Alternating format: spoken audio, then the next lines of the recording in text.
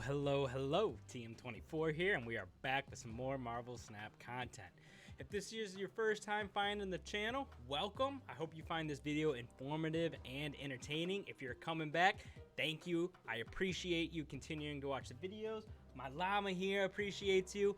But let's get right into what we're doing today, and that's taking a look at the 5 best, most popular decks in the meta right now. So let's hop into this first one. And as you can see, it's Nebula Control. So a pretty standard list here, no real changes. This deck just seems to be solid, right? You can kind of fill the board. You're kind of going wide, and then you still are able to put out a decent amount of power at each location that it feels like you've always got a shot. Additionally, you've got a couple of answers in the form of Shang-Chi and Enchantress, and then of course Killmonger is there to kind of buff up the rest of your stuff. So looking at this deck, we see Nova. If you can get Nova down on 1, that feels great. Turn 2 though, you would love to get Angela or Zabu, preferably. If you can't get either of those, a Sentinel is pretty good. Scarlet Witch, not too bad if you need to change up a location, but you'd love to get Angela or Zabu down early if you can. Turn 3, you'd love to go with a Bishop if possible. If not, you can go with one of those other 2 drops that we talked about, maybe a Scarlet Witch, maybe a Sentinel, something like that. Turn 4 comes along, and again, if you can get your Bishop down or a combination of a couple of 2 drops, that feels great. If you can already get some value out of Shang-Chi, go ahead and drop it. That feels amazing. Same thing with Enchantress. If they play their Patriot early or something like that, maybe you can take out, their Zabu. Not a bad option there on turn 4.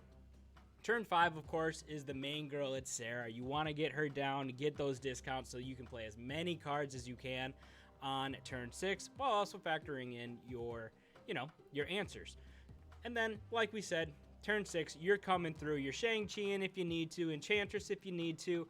Ideally, you're dropping your Killmonger, though. You want to hold him till turn 6 to pop that Nova to give the rest of your cards a buff. Ideally, Killmonger's the last card you play.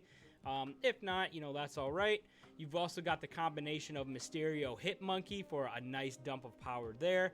Maybe you can take a location that is otherwise, like Death's Domain. Maybe you can take that with the Scarlet Witch. So you might want to hold her until turn 6. But this deck gives you lots of ways to win. It's a very, very solid control deck right now, as shown here. It was the top deck listed in terms of, decks played, and it has a really, really high win rate as well. So I urge you guys to give this one a shot. Super strong deck, super fun. Seems like you've always got a shot. You've always got answers. So definitely one that I've been piloting here for a little while now, but let's get into the next one. All right, and we are on to the next one, and it's another control deck. This is the Nebula Control deck. And as soon as Nebula was released, this deck popped up, and oh my gosh, I feel like I was playing it every single game. It's actually pretty good. I love control style decks, so this is kind of right up my alley here. And you've got lots of tools. You've got a Professor X to lock down a lane. Same thing with Spider-Man. You can keep him off a lane with Juggernaut. You've got cards that get buffed thanks to your opponent needing to play on Nebula in the form of Rocket, Star-Lord, Groot, and even Gamora as well. So you've really got tons of tools here. You've got Storm as well. Storm is great with Nebula. You've got Daredevil, awesome with Professor X. So again, another really, really strong deck. Now let's talk about the play line here. Ideally, turn 1 Nebula if you can. That feels amazing. Now turn 2, it kind of comes down to preference and what you think your opponent's going to end up doing. If you have a feeling that your opponent's going to play on your Nebula, playing Star-Lord on Nebula feels great. Armor as a little bit of protection on Nebula, not too bad as well. I enjoy getting Daredevil down early if possible, but you can always play him later as well, as long as you get it down before turn 5. So really, turn 2 is kind of up to you, depending on what you want to do. Turn 3 then, of course, you'd love to get Storm down on the Nebula lane so you can get as much power and value out of her as possible. So on 3, you want to go Storm. If you can't, Groot on top of Nebula feels great as well. Turn 4, You've got options here. You've got Spider-Man and Enchantress as your 4-drops. If you storm, you might want to Juggernaut that lane to make sure you secure it. Additionally, if you stormed on 3, you could still go Groot on 4 on that same Nebula lane. Groot with Rocket gives you a disgusting lane. that you should win easily. So turn 4, kind of open. Spider-Man is a great tool to kind of lead into a Professor X if you wanted to go that route as well. So it really depends on what you're looking to do. Ideally, Enchantress is not played until later, you know, kind of as a late game answer. But again, if you can get some value out of her, go ahead and slap her down. Turn 5 then, again, you know, you have options, and that's what's great about this deck. Professor X to lock down a lane if you know where they're playing thanks to Daredevil. Additionally, if you don't have Professor X, but you have Daredevil down, Gamora is still a great option as you're guaranteed to hit. So Daredevil giving you, you know, nice synergy with both of those cards. So Professor X or Gamora either stacking one lane with power or locking it down completely. Additionally, if you don't have Professor X, I love to hold Spider-Man as well for 5 as kind of like a soft Professor X.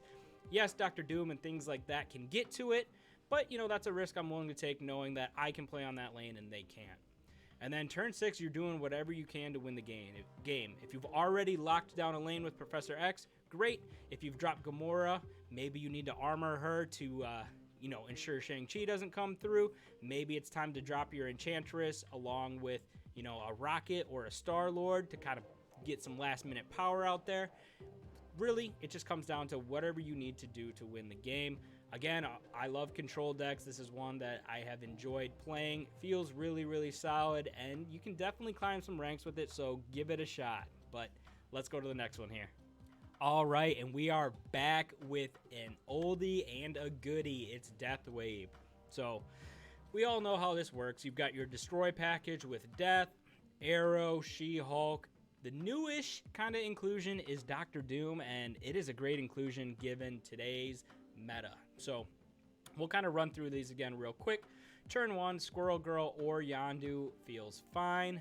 Turn 2, if you can get Bucky down, that's great. If not, Carnaging, you know, your Squirrel Girl, one of the squirrels, is great. Carnaging Yondu, not quite as good as, you know, you lose a little bit, but still a very, very solid play. Turn 3, you know, ideally, you're playing Killmonger to destroy Squirrel Girl and any one drops out there. You're trying to get that discount on your death if possible. Additionally, playing Deathlock on top of a Bucky Barnes lane is a great turn 3 play as well. Again, another deck that gives you lots and lots of solutions. Turn 4, you've got Shang-Chi. If you can get some value out of him, great. If not, maybe it's a Killmonger and a Yondu or a Deathlock and a Squirrel Girl, something like that to kind of make sure you get those discounts on your death and still put some power out there. Now, turn 5. Turn 5 is reserved for Wave and Wave alone. If I'm going to recommend anything, that's it. And the reason is because if you've got your discounts in, you've got She-Hulk in your hand, and you've got Arrow or Dr. Doom, you are playing them all, and you are feeling great. So Wave's going to put everything to 4. Ideally, you've destroyed more than enough to make sure that death is now a 0. You float the other 2 energy on 5, so She-Hulk becomes a 2-drop, meaning you've still got 4 left. So you can play Dr. Doom or Arrow in combination with She-Hulk and Death. And ideally, they're only playing 1 card. So a huge turn 6 play that typically wins you the game. You just need to stack whatever lanes, you know, maybe take lanes that they've already taken or something like that. But again, a huge turn 6 play. Probably one of the best turn 6 plays out there right now. So this is a deck that's got even better somehow. Additionally, because of how many decks are actually using Storm, including Dr. Doom in this deck is huge as it allows you to reach that lane that you otherwise wouldn't be able to. You just want to make sure that you can compete for that lane early and keep it within 5 so that you've got a shot at taking that one, kind of as like a surprise at the end. But again, another deck that is really, really good, super fun to play, nice high win rate, and just seems to be able to compete with everything out there. You've also got answers in the form of Shang-Chi, and I love having answers. Arrow as well. Arrow on 6 next to a She-Hulk or Death still feels really good as well. So you have options. This is a great deck. Definitely give this one a shot. Most people should have these cards as they aren't too expensive. But hey, that's great. Everyone's got a chance to give it a shot, so go ahead and do it. But let's get into the next one here. All right, another oldie and goodie that just got even better. So we've got Modoc Discard. I'm sure you all know how it works by now. You're trying to get Dracula down with Modoc, and then you're playing a bunch of swarms. Wolverine's coming out for free. Your Morbius is getting buffed, and then your Dracula is hitting, you know, either your Apocalypse or Chavez, whatever you need there. Couple different inclusions in this deck though. Typically Storm wasn't included, and then of course with the release of Nebula, you've got to put her in there. So let's talk about these play lines here. So on one, you've got Nebula and Sunspot. Nebula seems to be the better option simply because if you can, you're trying to play on 2, 3, 4, 5, and 6. So you might not get a ton of value out of Sunspot, but still a nice inclusion to have there, as sometimes you don't want to play, you know, a Swarm or a Wolverine. And you can't play anything else early. So you might get a little bit of value out of Sunspot. You can control him, which is better, but Nebula seems to kind of be the clear option here. So Nebula if you can, Sunspot if you can. Turn 2, you'd love to go with Morbius. That seems to be the clear and away option here. If Morbius is not in your hand and you've got Colleen Wing in combination with a Wolverine or a Swarm, that's a great play as well. You know, getting those free swarms or getting Wolverine out in combination with Colleen Wing feels awesome. Turn 3, again, you've got two options. You can storm your Nebula lane, which is huge, or you can go Lady Sif if you've got Apocalypse in your hand. If you don't have Apocalypse in your hand, you know, I'd recommend not playing Lady Sif because most likely you're hitting Modoc or Dracula, and those are two cards you do not want to discard. So I wouldn't play Lady Sif unless you've got Apocalypse in your hand. Turn 4. It's Dracula. You're trying to play Dracula. If you don't have it, you could play either the Storm or the Lady Sif that you didn't play last turn, given that, you know, Lady Sif's conditions are still met. You've got Apocalypse in hand, or, you know, you're playing your Storm. Either way, turn 4, you're trying to play Dracula. If you can play Dracula onto, onto the Nebula lane, that's great. If Morbius is already there, you've probably got enough power, so maybe you don't need to, and you can play Dracula elsewhere. But if you've split up Nebula and Morbius, playing Dracula onto that Nebula lane feels like you've already won it. So huge play there. Dracula, again, not coming through until, you know, after the game's over. So great card. One of my favorite cards in the game. Turn 5, of course, it's Modoc, and that's the only card you want to play here. Ideally, you'd have drawn him. If you don't, you kind of have to cobble together a play. But turn 5 is Modoc. Otherwise, you're kind of in trouble, and maybe you should start thinking about a retreat. Turn 6 comes along, and ideally you've hit Modoc, so you can play those free swarms in combination with either a Chavez or an Apocalypse. It just depends on how much power you need on your Dracula. So if you need more power, you're playing the Chavez. If you need less power, you can play your Apocalypse and know that you are in good shape. But again, this is another old deck that is coming back and just seems to be super strong right now and can definitely compete. I think it was kind of held back by Shuri being able to go so tall and then copy those. Modoc kind of does a similar thing with Morbius and Dracula kind of being huge power sources that go tall, but it wasn't enough to kind of compete with those Shuri decks. Now that Shuri, you know, has been nerfed, Modoc I think is coming back, and it's definitely a good deck, so give this one a shot. But let's get to the last deck on the list. All right, it wouldn't be a meta report without seeing a Galactus deck, and of course it's Galactus Null. I mean, I know we've all run into this deck, and it can be super annoying to play against. If you recognize it early, you can definitely counter it, so you got to be aware of that when piloting this deck. But we'll still talk about it, still talk about the play line here. So one, ideally, it's Yondu coming down on his own lane. 2, you're following up with Wolverine onto the same lane.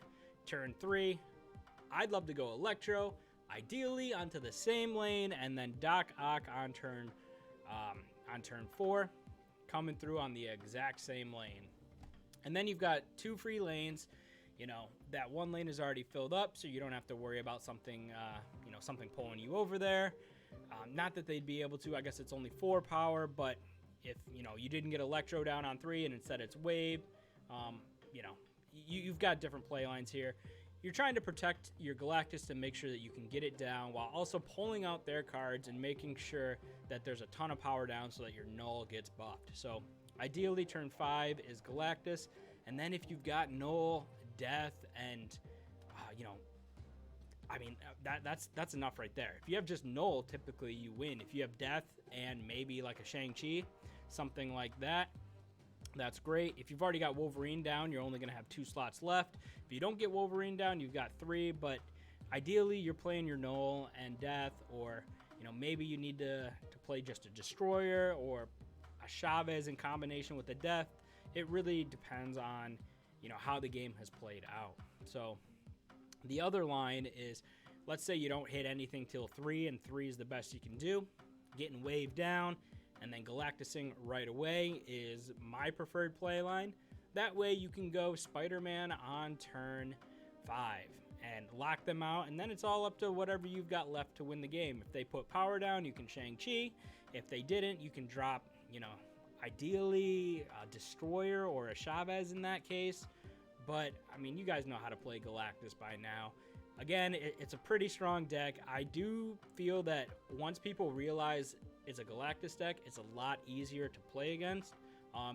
I seem to, you know, it's easy to have answers to Galactus nowadays, whether it's, you know, pre-moving him with your own Spider-Man or Professor X if they don't have Wolverine down, or knowing that Null is going to come out and saving your own Shang-Chi.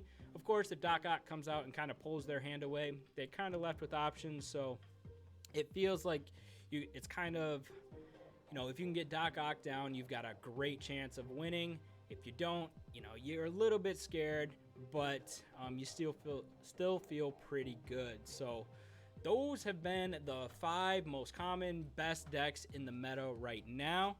I'd love to know what you guys think about them, so feel free to put it in the comments below and hit that subscribe button for me, as it really does help out.